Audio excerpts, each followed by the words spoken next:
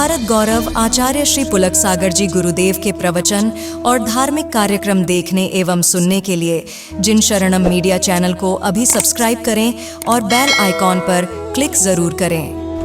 शाम के वक्त संध्या वंदन का समय है और यह संध्या वंदन विदेश क्षेत्र में भगवान सीमंदर स्वामी की दिव्य ध्वनि करने का समय है।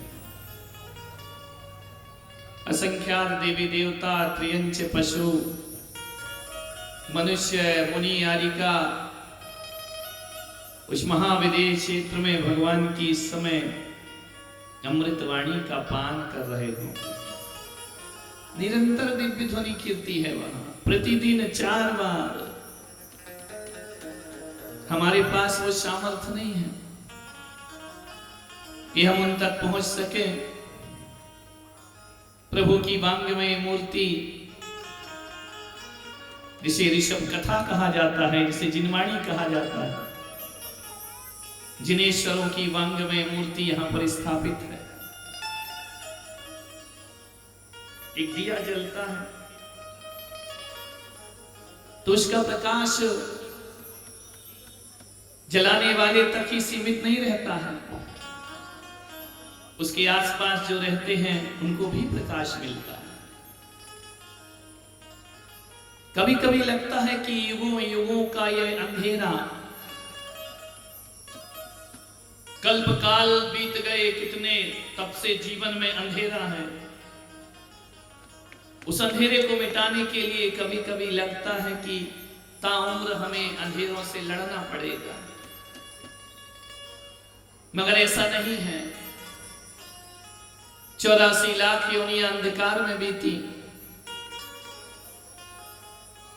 एक दीप शिखा, एक दीप जल जाए, एक प्रकाश की किरण मिल जाए तो युगों युगों का अंधेरा नष्ट हो जाता है। किसी कमरे में बंद कर दो, कमरे को चारों तरफ से दरवाजे बंद कर दो, खिड़की बंद कर दो, बरसों से वह कमरा बंद रहेगा, उसमें अंधकार रहेगा। उस अंधेरे को हटाने के लिए बरसों दीप जलाने की जरूरत नहीं होती है। एक दिया जलाया और प्रकाश से भर जाता है। ऐसा क्यों होता है कि हजारों लाखों वर्षों के अंधकार को मिटाने के लिए लाख दीपक की जरूरत नहीं, एक दिया अंधकार को भगा देता। हकीकत में देखा जाए तो अंधेरा का अस्तित्व है ही नहीं। जिसका अस्तित्व होता है उसे हटाना मुश्किल का काम, दुस्साध्य हो जाता है। अंधेरे का कोई अस्तित्व नहीं है, प्रकाश का अभाव ही अंधकार है। प्रकाश आया, अंधेरा अस्तित्व विहीन हो जाता है। एक दिया जल रहा है तुम्हारे डूंगरपुर में भगवान की ऋषभ कथा का, जिसे मैं जलाने का प्रयास कर रहा हूं। ऋषभदेव हमारे हृदय के मंदिर में विराजमान है। इस हृदय के मंदिर को कितना पवित्र रखना ये आपकी जिम्मेदारी है। उनके वंश में हम पैदा हुए, उनके वंश को किस तरह से प्रकाशमान करना ये भगवान की जिम्मेदारी नहीं, ये पुलक सागर की और आपकी जिम्मेदारी हुआ करती है। उस दीप शिखा को जगमगाते रहें, प्रज्वलित करते रहें। देखा नहीं कैसी विचित्र विचित्र परियाएं, कभी डिस्कवरी चैनल पर देखना, कैसे कैसे जीव, कैसे कैसे प्राणी, कैसे कैसी योनियां, कैसे कैसे एक क्षुद्र भाव से लेकर विशाल काय पशु गति में जीवन बीतता है। क्या पाया उस गति में? 3 चीज पाई और कुछ नहीं पाया उन गतियों में। भोजन, पानी और जिंदगी की जद्दोजहद, इसके सिवा कुछ प्राप्त नहीं किया। ताउम्र अपने जीवन को बचाने में समय गया है। त्रियंच की योनि में एक छोटा सा कीड़ा भी पूरी उम्र अपने जीवन को बचाने में लगा रहता है, उसकी सुरक्षा में लगा रहता है, भोजन और पानी की तलाश में जिंदगी बिताता है। इसके अलावा उन योनियों में हमने कुछ भी प्राप्त नहीं किया। कितना संघर्ष होता है त्रियंच को अपना जीवन बचाने में। सुबह की पहली किरण, भरोसा नहीं कि शाम तक वह त्रियंच बच पाए, पशु बच पाए। मानिए, तिनका तिनका जोड़ता है, घोंसला बनाता है, एक तूफान आता है, घोंसला बिखर जाता है। चिड़ा और चिड़िया दोनों तिनके जोड़ जोड़ कर अपने लिए नीड़ बनाते हैं। जब गर्भ धारण करती है चिड़िया, एक एक तिनका जोड़ती है, जोड़ते जाती है। एक बतख पक्षी है, जब अंडे दे देती है तो बच्चे को संभालने के लिए वह 40-40 दिन भोजन नहीं करती है, अपनी संतति में जीवन बिताती है। मनुष्य होने की महिमा क्या है? मनुष्य से कुछ अलग होना चाहिए कि मनुष्य में भी भोजन की व्यवस्था और पानी की व्यवस्था, संतति की व्यवस्था, घर की व्यवस्था, ये तो मनुष्यता का महिमा नहीं हो सकती है। मनुष्य की महिमा क्या है? ऋषभ कथा में भगवान ऋषभ देव कि पावन चरित्र को देखकर अपनी महिमा को समझने का प्रयास करें।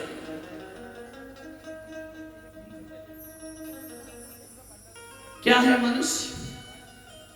मालूम है, तुम्हारी सुंदरता को बताने के लिए पशुओं का सहारा लेना पड़ता है। बोलते हैं ना कि मृग नयनी, मृगी की जैसी इनकी आंखें। इसका मतलब कि तुमसे ज्यादा सुंदर किसकी आंखें हैं? मृगी की। केहरी जैसी कमर, तुमसे अच्छी कमर केहरी की। गजगामनी चाल, यानी मनुष्य की चाल उतनी सुहावनी नहीं है जितनी गज की चाल सुहावनी होती है। मानिए, पिकबैनी जानते? कोयल जैसी वाणी। ये उपमाएं जो दी गई है वो इसलिए कि तुमसे श्रेष्ठ है ये। मानिए, कभी ध्यान करना, कभी विचार करना। बच्चों का पालन पोषण कैसे करते हैं? जानवर भी करता है। फिर मनुष्य होकर हमने कौन से 4 चांद लगाए अपने जीवन? मनुष्य है ना, मनुष्य की देह में पैदा हुए है ना, ऐसा क्या हटके किया है? आज तक किसी जानवर को ये उपमाएं दी गई कि इसकी मनुष्य जैसी आंखें हैं, इसकी मनुष्य जैसी चाल है? कोई नहीं देता है। तुम्हें ही उपमाएं दी जाती हैं जानवर। मन सोचना, जीवन को बदलना ऋषभ कथा से। सैनिक महाराज ने पूछा कि ऋषभदेव का चरित्र बताओ। प्रेरणास्पद चरित्र है उनका। उनका चरित्र जगत का कल्याण करने वाला है। सब कुछ होकर भी विरक्त रहना। हमारे पास उतना कुछ नहीं, लेकिन हम अनुरक्त ज्यादा है, आसक्ति ज्यादा है। भगवान के पास स्वर्ग का वैभव अभी देखोगे ना, 16 स्वप्न होंगे, रत्नों की वर्षा होगी, भोजन स्वर्ग से आएगा, वस्त्र स्वर्ग से आएगा, भगवान का पूरा दरबार, पूरा महल स्वर्गों से देवों ने कुबेर द्वारा बनाया जाता है। लेकिन भगवान उसमें उलझते नहीं और हम एक किराए के मकान में भी उलझ जाते। हमारे पास कुछ नहीं है, आसक्ति ज्यादा है। हमारे पास थोड़ा है लेकिन अभिमान ज्यादा है। और भगवान के पास बहुत है लेकिन अभिमान रंच मात्र भी उनको अभिमान नहीं है। विरक्त आत्मा, नश्वर संसार को जान रहे हैं भगवान। हमें तो बड़ी उम्र बीत जाती है ये डूंगरपुर में। कोई 50 साल में पहली बार कथा सुन रहा होगा, कोई 60 साल में, कोई 70 साल में। भगवान तो ये कथा, भगवान का वह जीवन गर्भ काल से ही शुरू हो जाता, अनासक्ति का जीवन।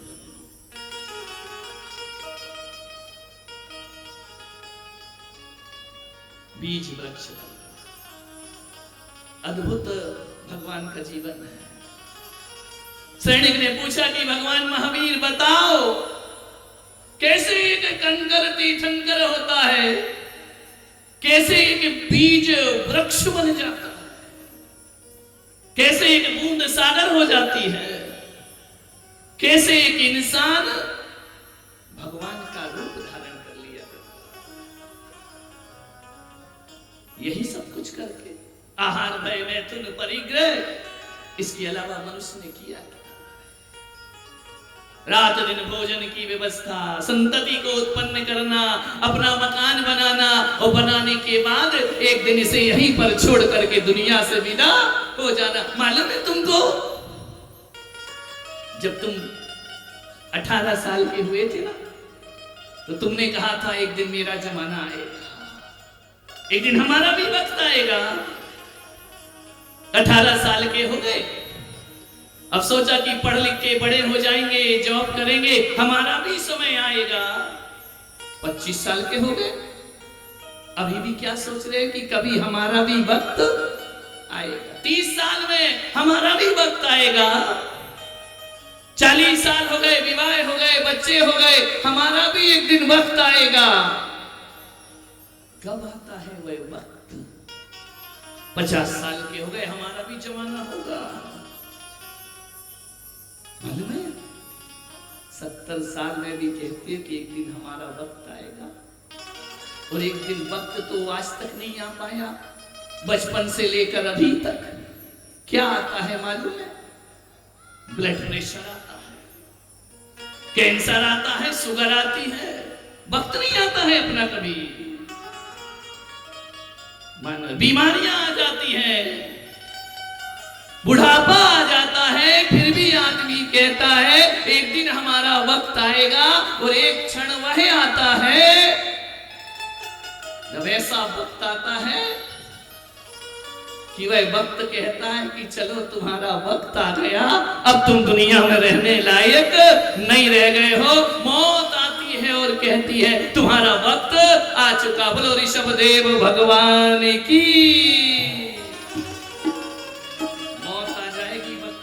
अपना जमाना कभी नहीं आने वाला, खो गया जमाना।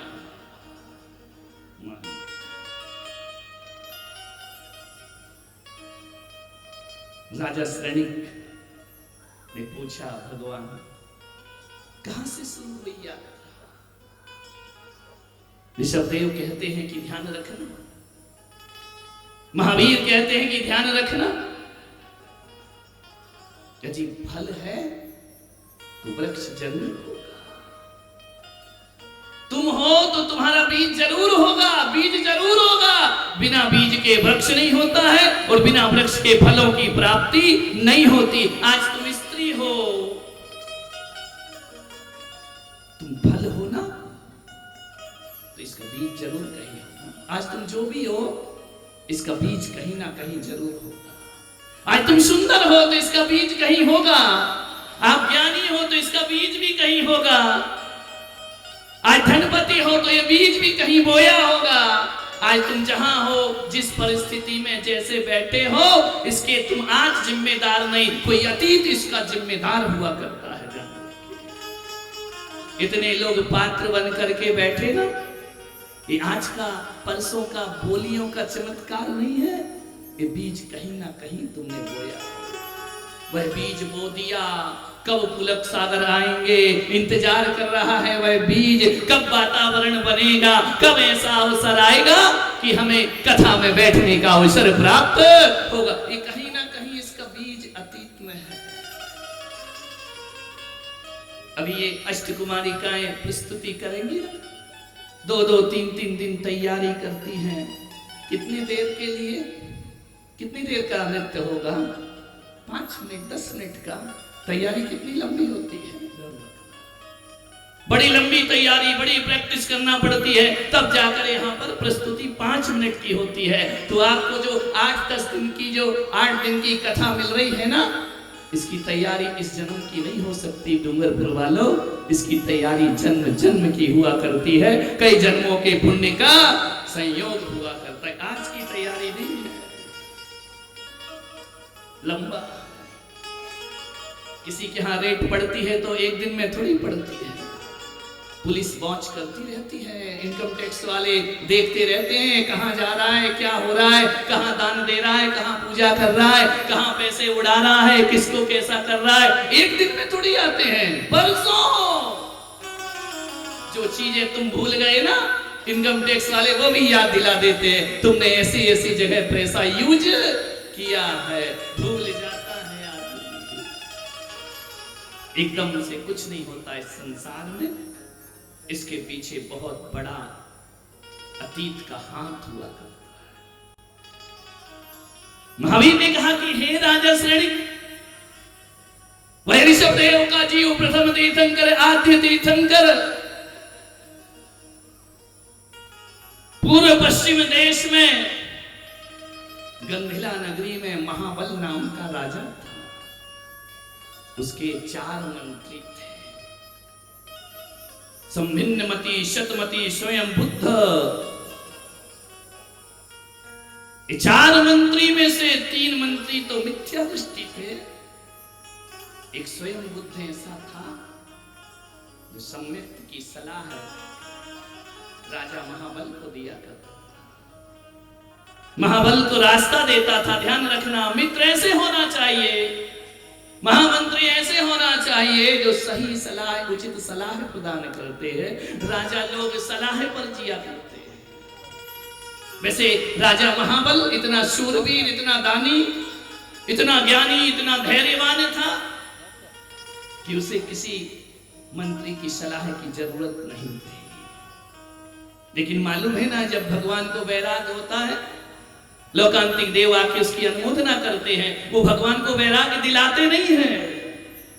मंत्री जो था स्वयं बुद्ध, वो महाबल राजा को सलाह नहीं देता था, उनकी सलाह की प्रशंसा किया करता था।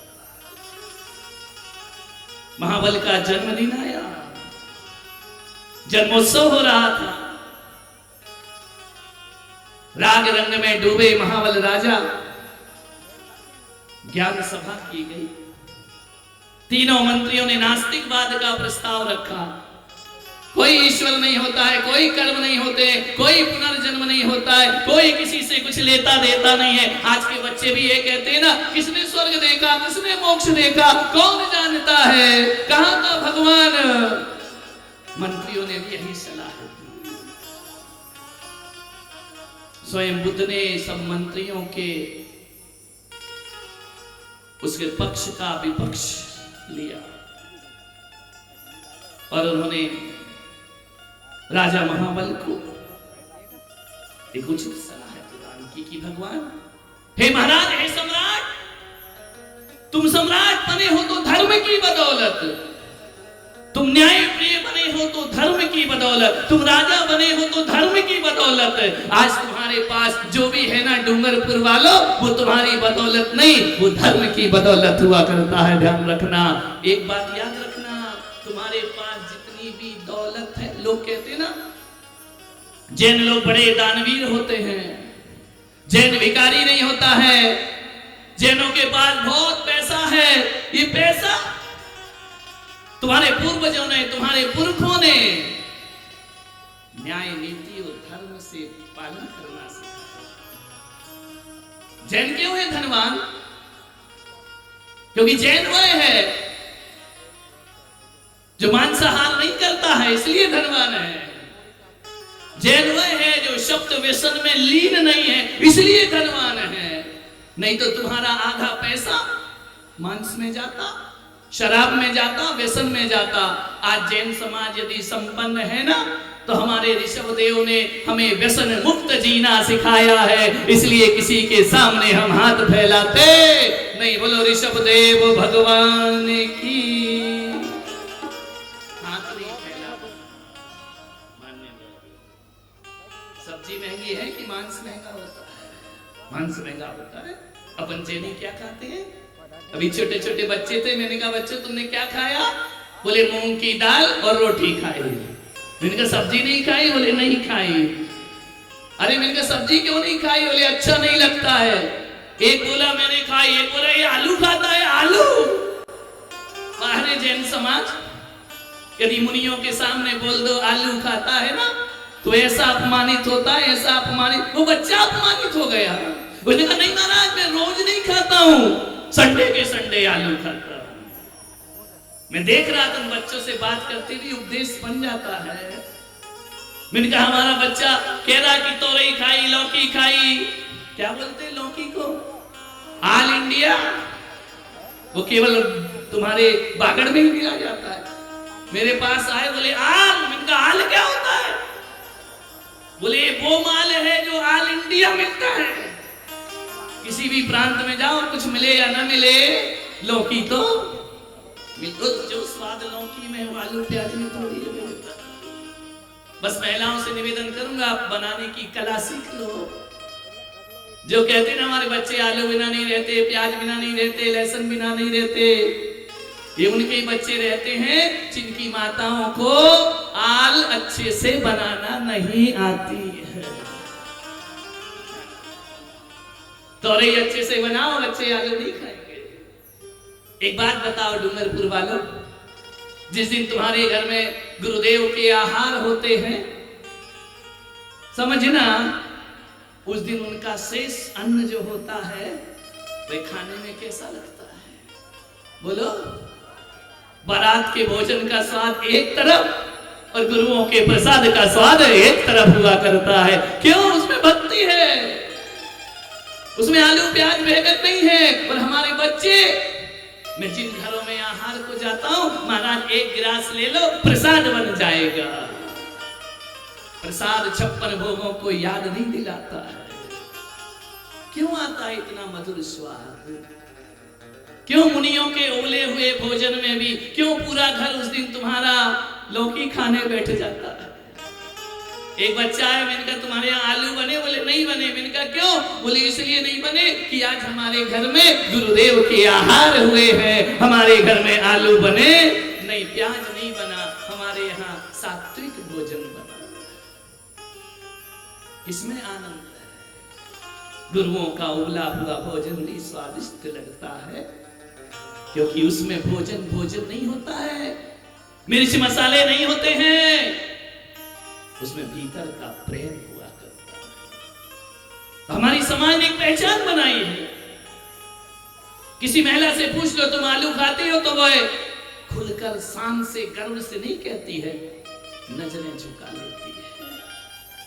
इसका मतलब है कि हमारी समाज के धनवान होने का कारण यही है कि हम अभक्ष का भक्षण नहीं करते हैं, हम शराब का सेवन नहीं करते हैं, हम मांस का सेवन नहीं करते हैं, और जो भी पैसा बचता है उसे हम भोगों में कम लगाते हैं और अपने मंदिरों में दान ज्यादा किया करते हैं। इसीलिए हम धनवान हुआ करते हैं। मान्यवर किसमें लगाते हो पैसा? धन में? किसमें? भगवान की मूर्ति में, भगवान के मंदिरों में, भगवान के चरित्र में लाखों रुपए दे दिया करते हैं। और जो मांसाहारी व्यसन वाली कौम है ना, उनका सारा पैसा खाने पीने में ही चला जाता है, अपने भोगों में ही चला जाता है। यह उनकी निर्धनता का कारण होता है।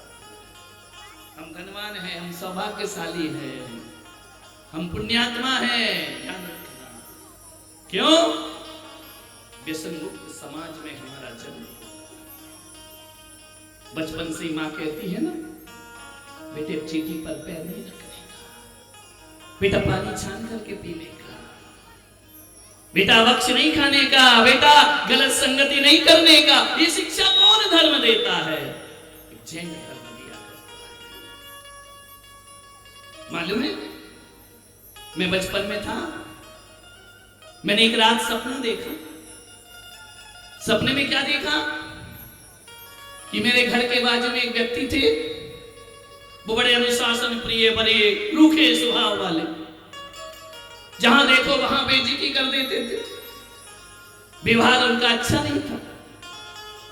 मालूम है मैंने सपने में क्या देखा बचपन में? मैंने देखा कि मैंने रात को सपने में उनकी पिटाई कर दी। मैं तो छोटा सा था, इतना मारा, इतना मारा, इतना मारा। साक्षात तो मार नहीं सकता था, बच्चा था। सुबह मैंने अपनी माँ को बताया कि माँ, सपना देखा। क्या देखा? जो बाजू वाले हैं ना, उनकी रात को मैंने बहुत पिटाई की। बोले खूब मारा? मैंने कहा बहुत मारा। मालूम है मेरी जैनत को लेने वाली माँ ने कहा कि जाओ उससे माफी मांग कर। मैंने कहा तुम पागल हो गई? सपना है सपना, हकीकत थोड़ी है।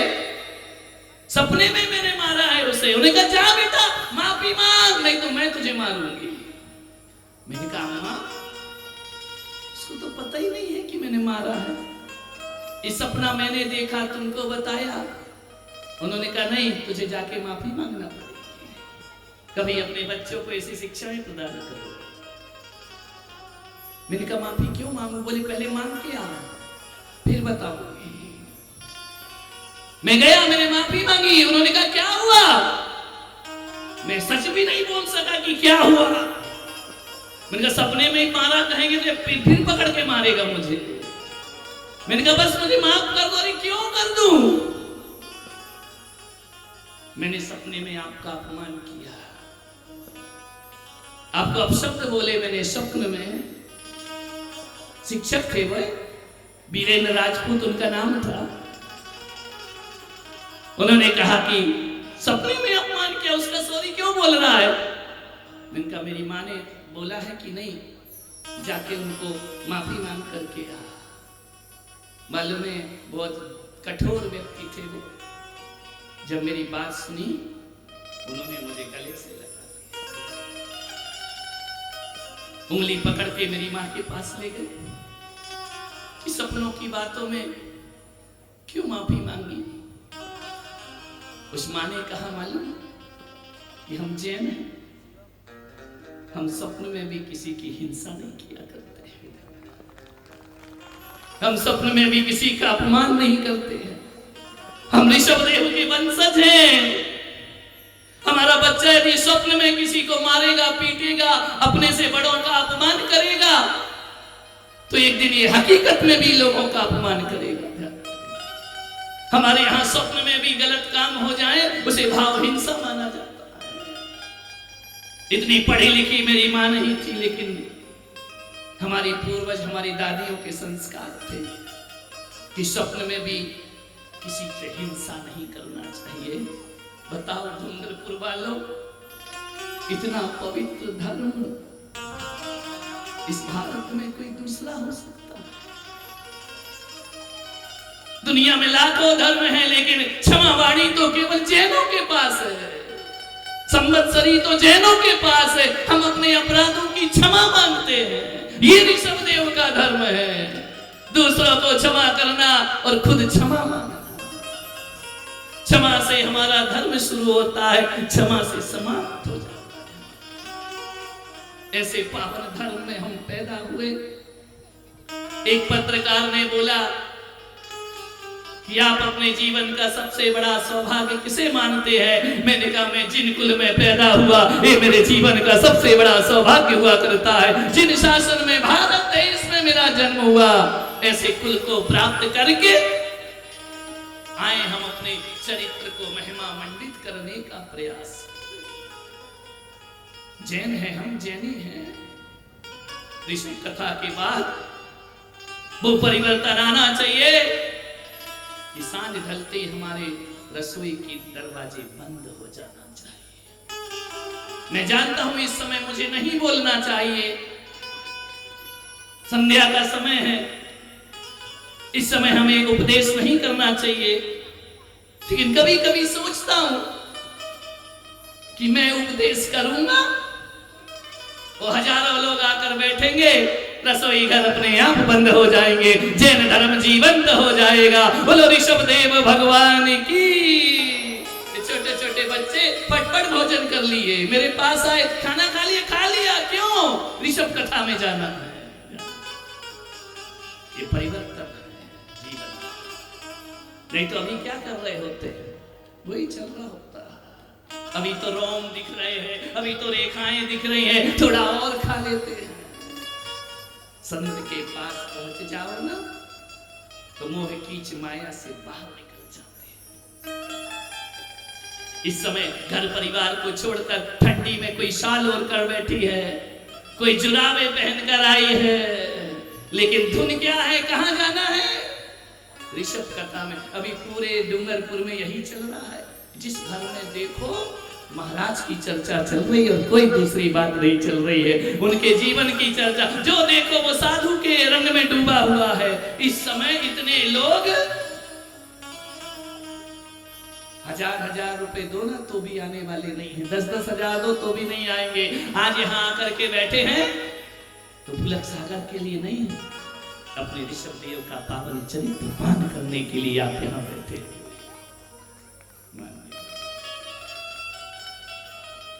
स्वाद सबको नहीं लगता है,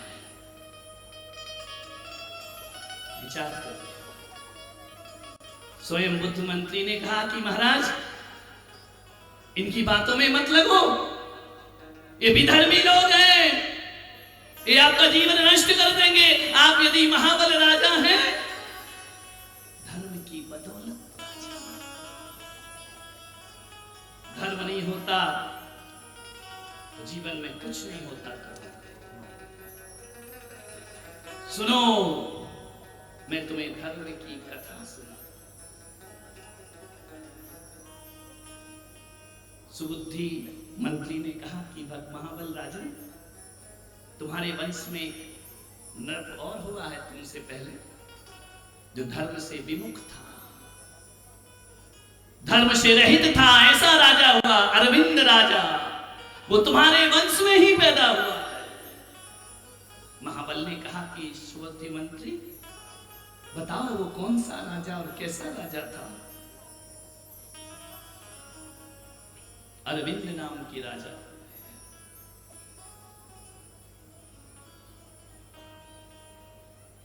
कथा को पढ़ते हैं। तब सुबुद्धि बोला, हे नपवर कथा एक सुनिए अब सुंदर। तब सुबुद्धि, तालियां, मीठी मीठी ताली, आनंद से। ठंडी भागेगी, कर्म भी भागेंगे, पाप भी भागेंगे। ध्यान से सुनो और अपने कंठ से दोहराओ। तब सुबुद्धि बोला, हे नपवर, बोलिए,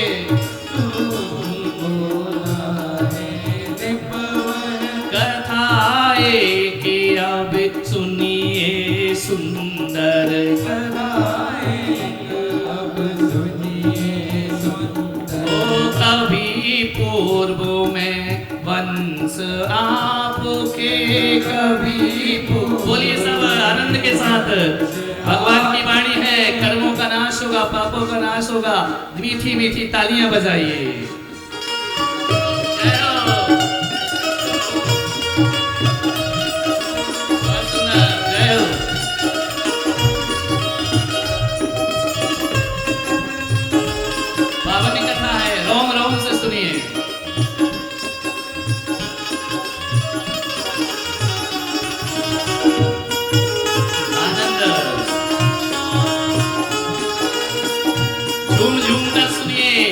मूर्ति की तरह मत बैठे रहिए, अपने स्थान पर हिलते रहिए, जिंदा होने का सबूत दीजिए।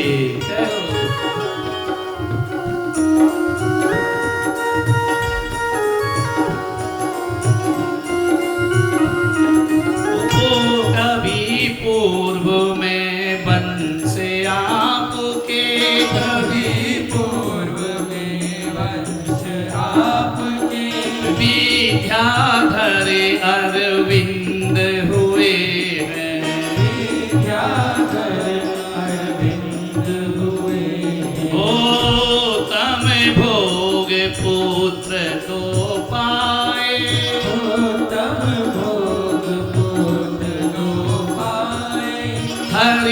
चंद्र कुरुविंद कहाए, हरिश चंद्र कुरुविंद कहाए। हे राजन, तुम्हारे वंश में अरविंद नाम का राजा हुआ, उसके 2 पुत्र थे। कौन कौन से? नाम समझ में आ रहा, कथा आ रही है? कौन कौन 2 पुत्र थे? हरिश्चंद्र और कुरुवृंद नाम के 2 पुत्र थे उसके। बहुत प्यार करता था पुत्रों से, आसक्ति थी पुत्रों पर। पुत्र भी पिता का बहुत बहुमान किया करते थे। पिता के सम्मान में कभी उन्होंने नजरें उठाकर उनसे बात नहीं की पिता से। एक बात ध्यान रखना है डूंगरपुर वालों, महान पिता होना और महान पुत्र होना ये जन्म जन्म के पुण्यों का संस्कार हुआ करता है। संतान अच्छी होती है, पुत्र अच्छे नहीं होते। कभी कभी पुत्र अच्छे होते हैं तो जनक और जननी अच्छे नहीं होते हैं। लेकिन अरविंद राजा के पुत्र आज्ञाकारी रौद्र ध्यान था चिंतन,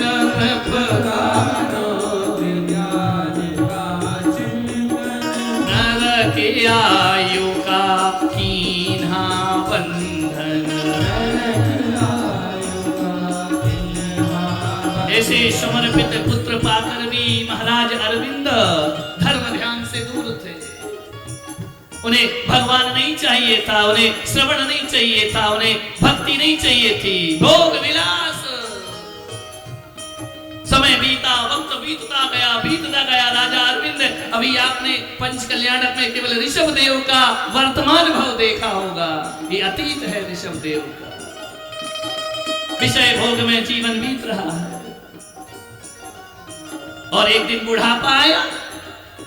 बुढ़ापा अकेला आता है या बीमारियां साथ लाता है?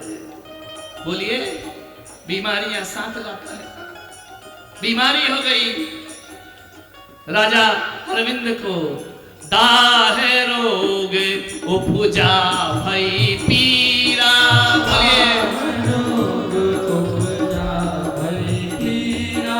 अति व्याकुल कैसे हुआ शरीरा,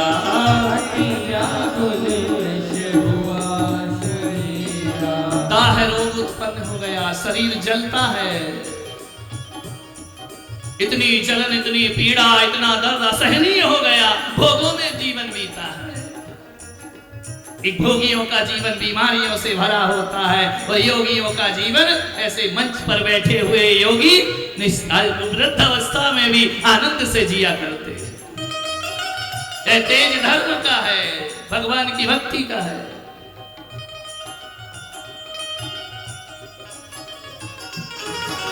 हरे से चंद्र निज सुत से बोले,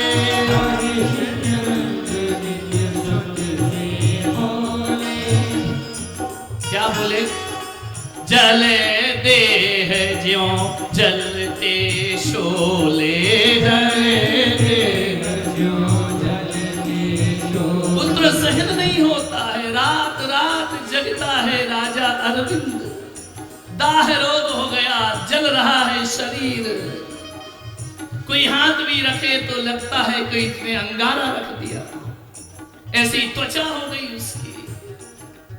किसी को कोई सी भी बीमारी हो सकती है। हे पुत्र, बिलख रहे हैं पिता पुत्र के सामने। पिता का दर्द पिता का है, पुत्र का दर्द पिता की पीड़ा देखकर द्रवित हो रहा है हृदय।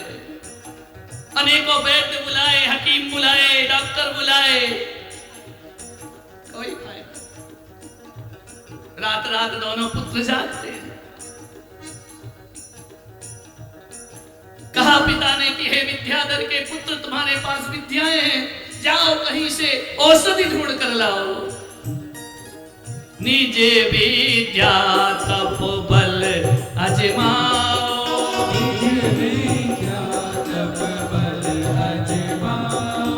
मुझको उत्तर कुरु पहुंचाओ, मुझको शक्तिहीन नगर हो गया, शक्तिहीन हो गए राजा अरविंद। कथा सुनी है पहले कभी? सुनो, ऋषभदेव का चरित्र है। शक्तिहीन, ताकत नहीं, पुत्र से बोले, पुत्र विद्याधर के पुत्र हो ना, कुछ विद्या अपनाओ, कुछ तप करो, मुझे विदेह क्षेत्र पर लेकर चलो। वहां क्या होगा पिताजी? इतनी दाय है कि सहन नहीं होता मुझसे, पुत्र बर्दाश्त नहीं होता, मृत्यु भी नहीं आती है। पुत्र ने कहा, पिता मृत्यु की प्रार्थना मत करो, हम जरूर कुछ उपाय करेंगे आपका। ऐसे पुत्र कहां मिलते हैं? शीतोदा का शीतल तट पर, शीतोदा के शीतल तट पर, है वहीं कम होगा जाकर नदी। शीतोदा नदी है विदेश क्षेत्र में। सीता, शीतोदा पूर्व की तरफ शीतोदा सीता है, पश्चिम की तरफ उत्तर कुरु में शीतोदा नदी है। पिता कहता है, मुझे नदी के किनारे मेरा निवास करो, ये राजमहल मुझे अंगार से लगते हैं, ये सिंहासन मुझे आदाह पैदा करता है, पुत्र मुझे किसी शीतल नदी के किनारे ले चलो। ओ हरि से चंद्र ने किया उपाय, हरि से चंद्र ने किया उपाय, लेकिन सफल नहीं हो पाया, लेकिन सफल नहीं हो पाया। पुण्य क्षीण नृप का हुआ, हो क्यों सफल उपाय, महाराजा अरविंद की पूर्ण हुई थी आयु। बोलो ऋषभदेव भगवान की, केशरिया लाल की। पुण्य क्षीण हो जाए ना तो औषधि भी काम नहीं करती। पुण्य का उदय होता है ना तो चूल्हे की राख भी औषधि बन जाती है, और जब पुण्य का नष्ट होता है, पुण्य जीर्ण शीर्ण होता है ना, तो वैद नीम हकीम जितने भी उपाय करो सब निष्फल हो जाते हैं। लौट आए शीतोदा नदी से घर वापस। महल में सफलता नहीं मिली। महीनों अरविंद राजा नदी के किनारे लेटे रहे, पानी में जाकर बैठ गए तो पानी ऐसा लगता जैसे गर्म पानी में आकर बैठे।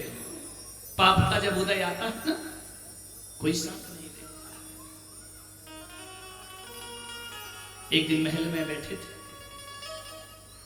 घटना घटी एक तदनंतर, घटना घटी एक तदनंतर, लड़ गई दो छिपकलियां परस्पर, लड़ गई दो छिपकलियां परस्पर, और उनका रक्त गिरा नृपतन पर, उनका रक्त गिरा नृपतन पर, सुखी हुआ ठंडक अनुभव कर, सुखी हुआ क्या गिरा, क्या घटना घटी? दो छिपकलियां आपस में लड़ रही हैं, लड़ते लड़ते घायल हो गई, लहूलुहान हो गई। एक बूंद रक्त की राजा के तन पर ठंडक का अनुभव हुआ, जैसे किसी ने बर्फ रख दिया। राजा ने कहा कि ये अनुभव कैसा होता है? इसका मतलब है मेरी दाह का निवारण रुधिर है, रक्त है। सम्राट था, महाराज था। तब उसके मन में विचार आया कि मेरी औषधि रक्त की धार है। पाप का उदय आता है ना तो आदमी की बुद्धि दुर्बुद्धि हो जाए। तब उसके मन हुआ विचार, तब उसके मन हुआ विचार, औषधि मोरी रक्त की धारा,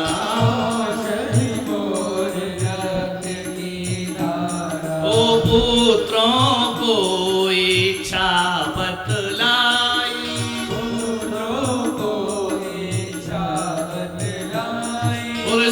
शीघ्र करो अब एक उपाय।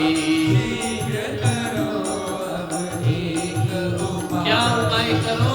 रक्त भरी बावड़ी बनाओ। देखो जीवन कैसा है, इंद्रिय सुख के लिए, अपने सुख के लिए मृत्यु की मुंह में जा रहा है। लेकिन तुम भी तो ऐसे ही करते हो ना कि डॉक्टर जवाब दे रहा, वेंटिलेटर लगाओ, अस्पताल ले चलो, अपोलो में ले चलो। मती मारी जाती है। भगवान की शरण में चलो, ये शब्द नहीं निकलता है। संथारा लो, ये शब्द नहीं निकलता है। औषधि लाओ, वैद्य लाओ, हकीम लाओ। अरविंद राजा मिथ्या दृष्टि। रक्त भरी एक बावड़ी बनाओ, उसमें ही मुझको बैठाओ। इतना रक्त कहां से लाएंगे? बावड़ी बनाओ। कितना खून, कितना रक्तपात, कितनी हिंसा। रौद्र ध्यान, हिंसा में आनंद मान रहा है राजा अरविंद। इतना रक्त की बावड़ी बना दो कि मैं उसमें लेट करके सुख का अनुभव करूं। पुत्र ने कहा, पिता इतना रक्त कहां से आएगा? ओ करो शिकार हिरण के जाकर,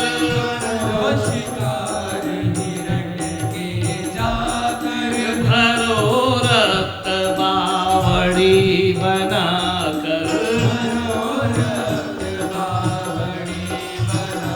सोचे पुत्र पिता कर पापा, बंद किया नरकों का आपा।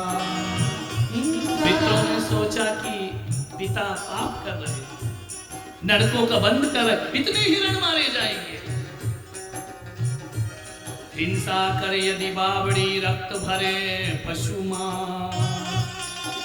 हम हूं बंधेंगे पाप से, होगा कष्ट अपार।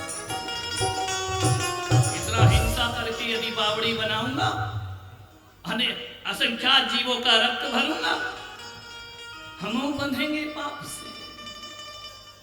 पुत्र समझदार थे, हम पाप से बंध जाएंगे, पिता दुख से मुक्त होंगे नहीं। देखो कैसा चरित्र है अतीत ऋषभदेव का।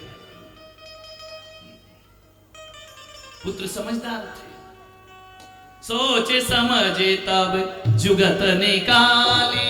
सोचे समझे तब जुगत निकाले। लाख गला कर उसमें डाली। लाख गला कर बावड़ी तो बनाई पुत्रों ने, लेकिन उसमें रक्त नहीं भरा, लाख लगा दी। लाख जानते हो? पहले महिलाएं चूड़ियों में लाख भरा करती थी मजबूती के लिए, लाल रंग की। ओ लाल खून सा रंग था उसका, लाल खून सा रंग था उसका। नृपों ने कर विश्वास रक्त का। खत्म करता हूँ कथा अंतिम। बीच बावड़ी लेट गया तब, बीच बावड़ी लेट गया तब। रक्त नहीं, रक्त नहीं यह ज्ञात हुआ तब। रक्त नहीं बावड़ी में लेट गए महाराज अरविंद। कुल्ला किया जैसे उस रक्त का कुल्ला करना था। लाल खून में पूरी बावड़ी दिख रही थी। कुल्ला किया, अरे ये तो रक्त नहीं है। पुत्रों ने कहा कि हिंसा से बचना है। पुत्रों पर फिर क्रोध दिखाया। पुत्रों पर अति क्रोध दिखाया। ले तलवार मारने आया।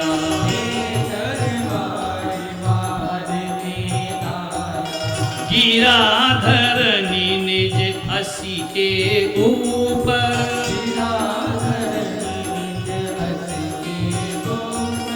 मृत्यु हुई निज असी से कट कर।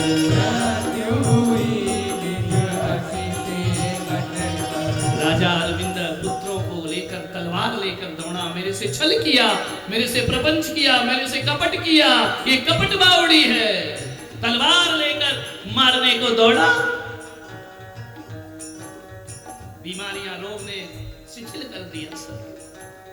दौड़ रहा है, दौड़ रहा है, तलवार पर गिर पड़ता है, अपनी ही तलवार पर आत्मघात हो जाता है। राजा अरविंद मृत्यु को प्राप्त हो जाता है।